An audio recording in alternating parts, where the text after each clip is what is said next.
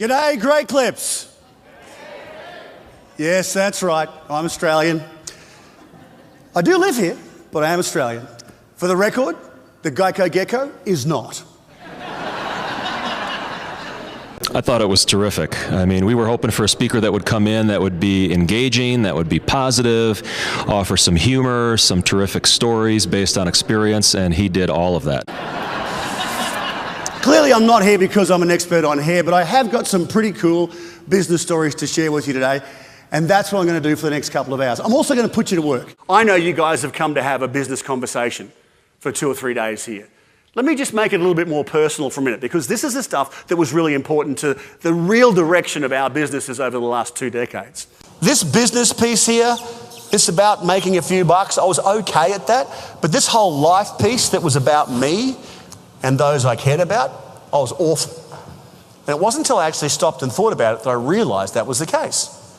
With personal vision, you create purpose. Once you create purpose, you have an understanding of where you're going and a greater clarity of how you're going to get there. Without personal vision, you can't possibly create vision for the businesses that you lead.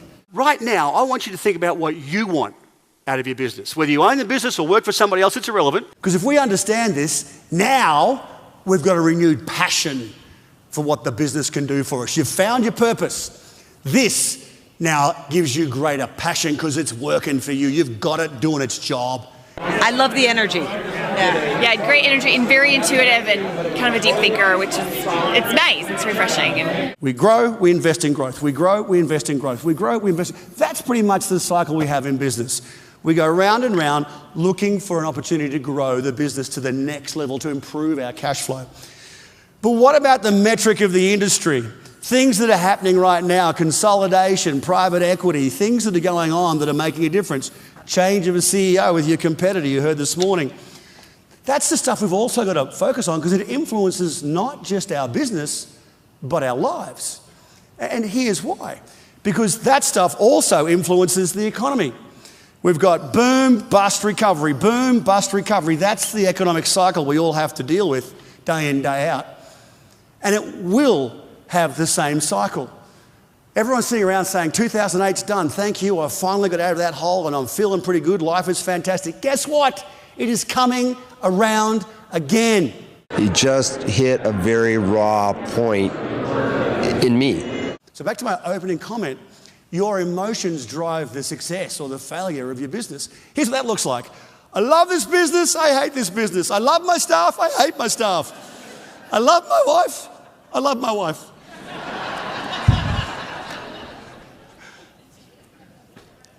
Your emotional engagement in the salon has a direct effect on those you lead. Your emotional engagement at home has a direct effect on those you love. It's really simple. So I thought, okay, got it, understand it, worked out how that affects my business, but who do I need to influence to actually achieve some of these goals? And the simplicity of that was the peers around us. Particularly in a multi-outlet environment like this where you've got 300 or 400 people you can lean on to help you with some of the issues that you're dealing with. The second group was those we serve, our customers, our guests that come in every single day of the week.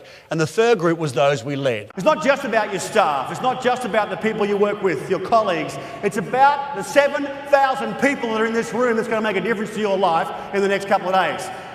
Because here's the deal. The smart guys aren't on stage. Give me a step off for a minute.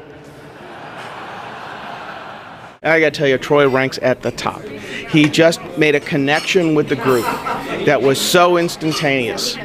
So let's talk about the next piece that's probably most interesting to you, and that's understanding how we're going to influence those we serve, the clients we have and the clients we'd like to have. Now, we work on 3 basic words here when we talk about serving people. How can we be more distinctive, more emotive, and more collaborative? Been there, done that. You know, he's lived it. He's walked the walk. For us, if we're going to be distinctive, we have to anticipate their needs and not just exceed them. 10 years ago, you used to be able to say, we exceed our customers' expectations, and that's our point of difference. And that was probably okay until everybody started saying it. And then it lost its equity. It lost its value because all of a sudden, well, everyone's exceeding my expectations now, so they tell me. So what makes you so special? And the answer was not a lot. Because you see, I expect you're going to exceed my expectation. It's just what I expect of people these days. If you want to be competitive, give me something to think about. Give me something to be excited about. That's just how we think. I mean, I came up here 50 minutes ago, and I know that probably 90% of you were sitting there in the audience going, come on, ball guy, impress me. The unique thing about Troy is that he truly took the time to understand our business. He took his family into the salons. He had his girls get haircuts. Obviously, he doesn't need the haircut. And then he talked about elements of our business, comfort, freedom, connection. He clearly did his homework, which made it easier for people to have that dialogue with each other. Let's talk about leadership for a moment. Because that's a struggle for all of us trying to lead a business, trying to engage and retain and motivate great staff and have them really help us drive our businesses forward. I want an emotional connection with them and my companies, and then that can't help but then translate to an emotional connection with our customers, because they'll feel the energy. Now, just like our children, we ask them to do stuff. Bailey, go find your shoes. Charlie, pick up your toys. And they go, why? Because that's what kids do. Kids ask the question, why? Do you know why they ask why? It's because we don't tell them why we're asking them to do it. And we do exactly the same thing in business. We bark instructions, do this, walk this, talk this, say this, be this, hit that number, hit that target, be that budget, be the guy that comes first, get that client. But we don't explain how that attaches itself to the vision. So if I said, Bailey, go get your shoes, she'd go, why? If I said, go get your shoes, we're going to the park for the afternoon to play on the playground, she'd go, okay, Dad. And she's off. That's exactly the same in your environment. We need to remind ourselves that we can't lead with sound bites. We need to lead with vision. Succinct and to the point. Going through this process, finding our purpose, understanding our passion, influencing people and knowing where to find the hidden profit in the business, we managed to trade out of $1 million hole and not go broke.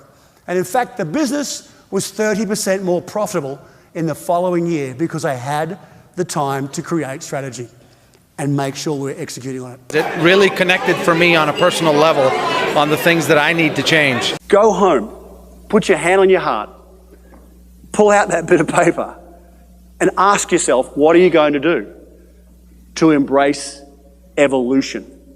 And how are you going to be better tomorrow than you are today? Thanks for spending a couple of hours with me, guys. Good luck in the next 12 months. Have a good day. Thank you.